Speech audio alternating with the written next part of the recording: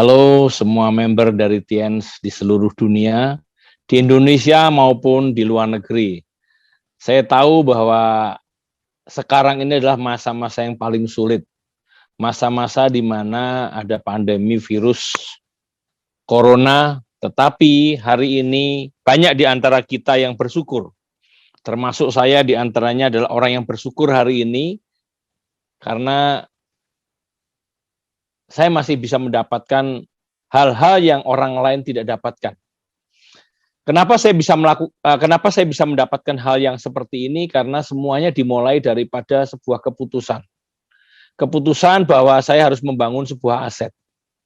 Aset yang nantinya saya bisa nikmati tidak hanya 1 tahun, 2 tahun, tapi saya bisa nikmati puluhan bahkan sampai dengan beratus-ratus tahun kemudian. Ya, ini adalah sebuah keputusan yang sangat sulit tentu saja. Tetapi hari ini Bapak dan Ibu sekalian, saya sangat beruntung, meskipun saya juga prihatin kepada kehidupan orang-orang yang ada di luar. Saya menemukan banyak sekali keluhan-keluhan orang-orang yang di PHK. Bahkan teman-teman saya pengusaha pun juga sudah mengeluh. Ya, jadi dampak daripada pandemi ini bukan hanya kepada orang-orang yang ada di level bawah, tapi di level menengah bahkan di level atas. Seorang pengusaha yang sekarang ini sudah sulit untuk bertahan, untuk bisa membayar gaji pada mereka-mereka karena omsetnya sudah menurun. Terutama di tempatnya Pak Edi Kristanto, yaitu di Bali ya. Banyak sekali pengusaha-pengusaha yang menjual hotel karena mereka tidak bisa survive untuk bisa membayar gaji para karyawan ya. Ini bukan menyangkut daripada hotel-hotel kecil, hotel menengah bahkan hotel yang sangat luxury juga terkena dampak daripada ini. Beruntung sekali sekarang sudah mulai membaik, tetapi apakah baiknya ini akan bisa terjadi dalam 1 tahun 2 tahun belum tentu. Ya, belum tentu. Ini akan pasti membutuhkan waktu 2, 3 sampai dengan 4 tahun yang akan datang baru akan kembali normal. Belum sampai dengan normal seperti biasa. Nah, dilihat daripada apa yang ada terjadi di lingkungan kita, saya sangat prihatin sekali. Saya hanya berharap teman-teman semuanya mereka bisa menemukan sebuah jalan. Nah, sebetulnya di sini ada sebuah peluang yang saya akan bagikan atau share kepada teman-teman semuanya, yaitu dari bisnis ini. Kenapa sih bisnis ini menarik saat sekarang ini? Karena banyak sekali sebetulnya orang-orang yang saat sekarang ini membutuhkan income tambahan.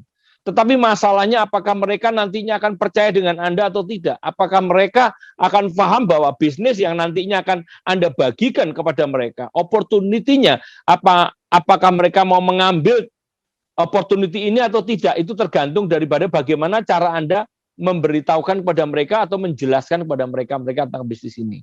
Nah, saya awali dari saya ya. Untuk bisa mendapatkan uang 10 juta sangat sulit sekali.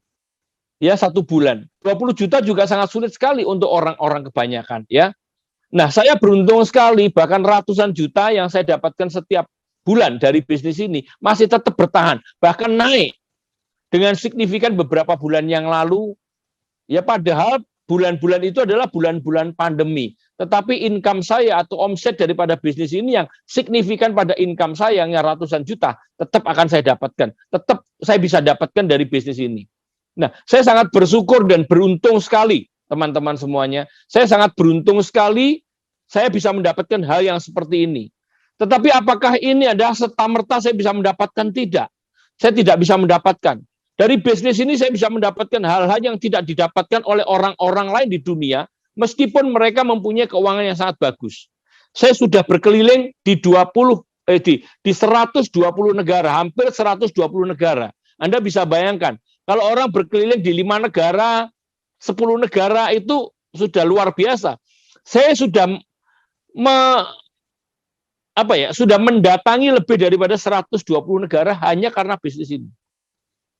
Ini hal yang luar biasa yang mungkin tidak banyak orang bisa mendapatkan, bahkan saya katakan bahwa sangat sulit sekali orang bisa mendapatkan keistimewaan yang seperti ini. Kenapa saya bisa mendapatkan? Karena begitu saya dikirim oleh perusahaan ini ke Eropa, saya akan jalan-jalan terus. Melanjutkan perjalanan Anda untuk menuju saya akan melanjutkan perjalanan saya ke negara-negara yang lain. Bersama dengan beberapa teman tentu saja. Ya. Di Afrika saya sudah kunjungi hampir semua negara-negara di Eropa sampai dengan Afrika Tengah. Ya, saya sudah Madagaskar, ke Mauritius, ke Maldives, saya juga ke Antananarivo, ke Madagaskar, saya juga ke kepulauan-kepulauan yang kecil-kecil yang ada di Eropa. Semua saya kunjungi dari bisnis ini. Anda bisa bayangkan betapa luar biasanya saya bisa dapatkan dari bisnis ini. Jangan berbicara mengenai materi. Materi semua orang bisa mendapatkan, bahkan mungkin ada orang yang bisa mendapatkan lebih daripada saya. Tetapi kebebasan finansial dan kebebasan pikiran saya ini yang membuat saya bisa berkeliling ke seluruh negara. Di samping itu saya bisa membagikan dan share kepada mereka-mereka tentang apa sih sesungguhnya tentang dunia network marketing. Banyak di antara mereka-mereka tuh juga nggak mengerti tentang apa sih sebetulnya network marketing itu. Yang saya bagi pada mereka-mereka. Saya punya banyak teman di India, di Eropa, di Afrika. Saya banyak punya teman di Asia, di Thailand. Ya, saya juga banyak teman-teman saya yang ada di Amerika Latin. Saya punya banyak sekali teman-teman yang sampai sekarang masih berhubungan dengan saya. Di Eropa tentu saja yang paling banyak adalah di Eropa dan di Asia.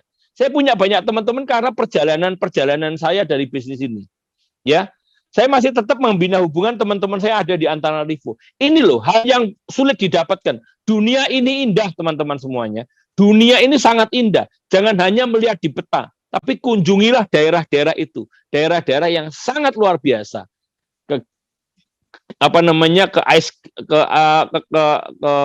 Ke daerah Skandinavian yang dimana diliputi salju terus. Ke Rusia, Anda juga bisa mendatangi tempat-tempat yang indah-indah di daerah Gotik, yang ada di daerah Prague, yang ada di daerah Bulgaria. Ya, itu tempat-tempat yang sangat indah untuk dikunjungi. Anda bisa berfoto-foto dan Anda bisa mempelajari tentang sejarah. Ya, inilah yang saya dapatkan dari bisnis ini. Kalau kita berbicara mengenai apa yang saya dapatkan dari bisnis ini, tentu saja banyak sekali orang yang berkeinginan tidak bekerja mendapatkan satu keuangan terus-menerus. Saya berpikirnya lain. Apa yang saya dapatkan daripada TNC ini, saya belikan properti. Saya investasikan kepada properti yang dimana bisa menghasilkan apabila saya sewakan. Saya punya beberapa ruko, saya punya beberapa puluh rumah, dan saya punya beberapa puluh apartemen. Itu semuanya menghasilkan uang untuk saya. Sehingga income yang saya dapatkan dari bisnis ini, saya investasikan dan investasi ini menghasilkan uang untuk saya.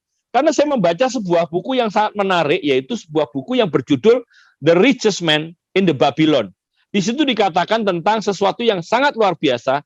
Kalau kamu ingin kaya, jadikanlah emasmu adalah budak-budakmu dan anak cucunya menjadi budak-budakmu yang akan menghasilkan perak-perak, tembaga-tembaga, dan emas-emas lagi kepada dirimu. Saya pelajari itu dan saya praktekkan. Saya tularkan apa yang saya dapatkan kepada para leader-leader di TNC. Dan mereka mendapatkan luar biasa. Bahkan ada yang jauh lebih hebat daripada saya. Mereka mengatur finansialnya sangat hebat sekali. Ini loh yang saya dapatkan. Jadi bukan hanya dari TNC saya mendapatkan income, tapi dari persewaan properti saya menghasilkan income untuk saya. Ini loh yang saya dapatkan. Bisnis ini memberikan satu hasil yang luar biasa. Saya juga punya kebebasan waktu. Saya bisa pergi bersama dengan keluarga, anak-anak saya, dan istri saya pergi bersama dengan mereka menikmati keindahan yang luar biasa di luar negeri. Tempat-tempat yang indah di dunia. Ya. Kalau kita berbicara soal materi nggak akan ada habisnya, tapi waktu yang sangat spesial, waktu yang sangat spesial kita berikan kepada orang-orang yang kita cintai di rumah adalah hal-hal yang sangat luar biasa. Dari bisnis ini saya dapatkan. Ya, teman-teman. Nah, sekarang pertanyaannya adalah satu. Banyak orang yang bertanya-tanya, Pak, saya sudah mendengar tentang multi level marketing, saya sering mendengar tentang dunia network marketing. Dunia network marketing adalah dunia yang tidak menjanjikan menurut mereka. Kalau mereka mempelajarinya sepintas saja, mereka melihat bahwa bisnis ini adalah bisnis yang underdog, bisnis yang tidak yang tidak diunggulkan. Bahkan ada beberapa di antara mereka yang mempunyai kepercayaan bahwa bisnis ini tidak bisa dipakai untuk bisnis masa depan. Nah, ini yang salah daripada mereka.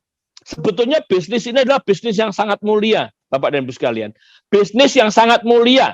Anda bisa mendapatkan atau membangun aset Anda untuk diri Anda sendiri, sekaligus Anda bisa memberikan hal yang terbaik yang Anda miliki pada mereka-mereka, yaitu yang dikatakan oleh tadi Pak Edi Kristanto, menduplikasi. Jadi ilmu yang Anda dapatkan, Anda bisa berikan pada mereka-mereka. Ini sesuatu yang luar biasa. Ini adalah berkah yang tidak akan pernah bisa berhenti. Kalau ilmu yang Anda bisa berikan pada mereka dan menghasilkan keuangan mereka dan mereka berikan kepada mereka lagi, Anda bisa bayangkan, berkah Anda akan terus berjalan terus. Dan itu akan kembali kepada Anda semuanya. Ini bisnis ini. Nah, tetapi pertanyaannya adalah, bagaimana Pak saya bisa memulai bisnis ini? Ya jelas, tadi Pak Edi Kristanto sudah menjelaskan tentang bisnis ini. Mulailah dari yang kecil kalau memang keuangan Anda cukup yang kecil. Tapi kalau memang Anda punya keuangan yang mencukupi, Anda boleh memulai dari mulai silver, gold, bahkan Anda bisa memulai daripada platinum. Ya, kalau Anda punya keyakinan tentang bisnis ini, bahwa bisnis ini adalah bisnis yang sebetulnya adalah berisiko yang sangat rendah dan mempunyai hasil yang sangat luar biasa. Saya memulai bisnis ini juga sama dengan teman-teman yang lain. Saya juga memulai kok. Saya latar belakang saya adalah seorang pengusaha. Saya juga mempunyai hasil. Saya juga mempunyai penghasilan di usaha saya sebagai seorang pengusaha. Tapi kenapa saya memutuskan untuk membangun di bisnis ini? Karena saya melihat dan saya membaca sebuah buku seperti apa yang buku disarankan oleh Bapak Edi Kristanto tadi. The Rich Dad, Poor Dad, Cash Flow Quadrant.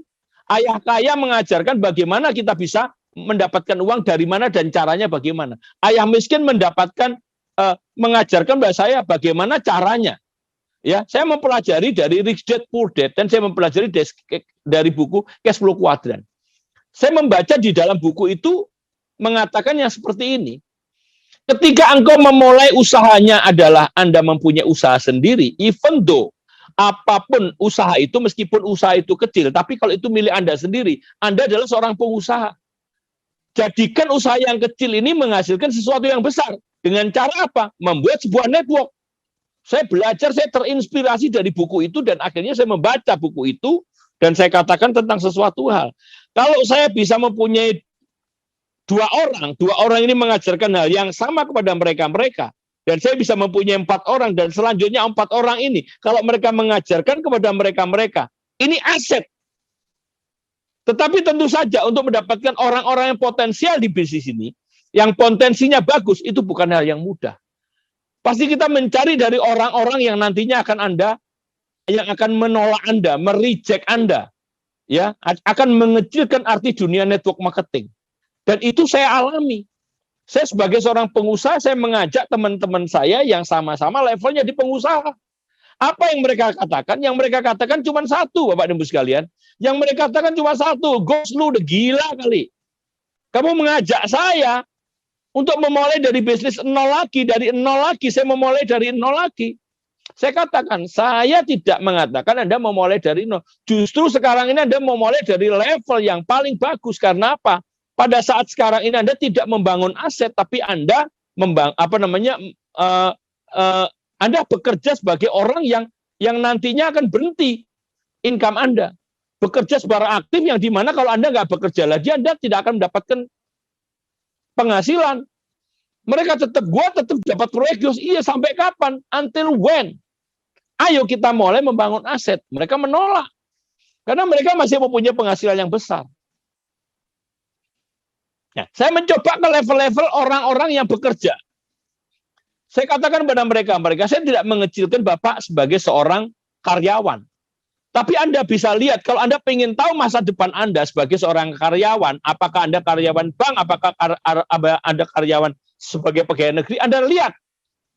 Kalau Anda sebagai seorang karyawan bank, Anda lihat manajer Anda lihat, kenali dia, datang ke rumahnya, apa yang dia punya di rumahnya, berapa tahun dia bekerja, lah itulah masa depanmu.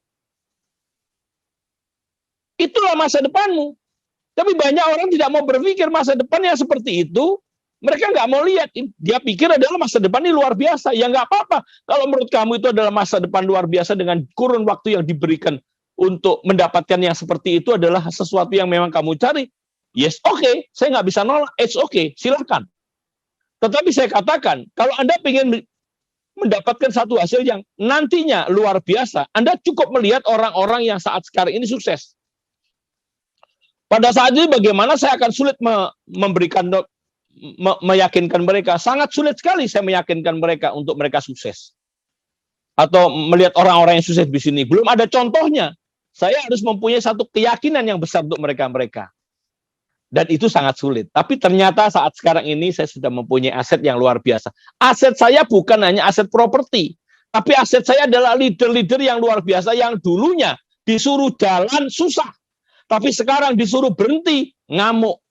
Berhenti, udah jangan jalan lagi. Berhenti, nggak usah jalan lagi di Tianxi. Ngamuk mereka, Pak Agus. Saya juga pengen seperti Pak Agus. Saya juga pengen seperti leader-leader yang luar biasa lainnya.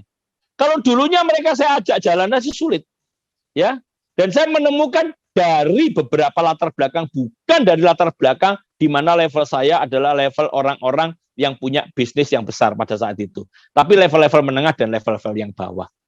Saya mendapatkan dari mereka-mereka, leader-leader yang luar biasa saya dapatkan dari level-level seperti itu, bukan dari level yang atas.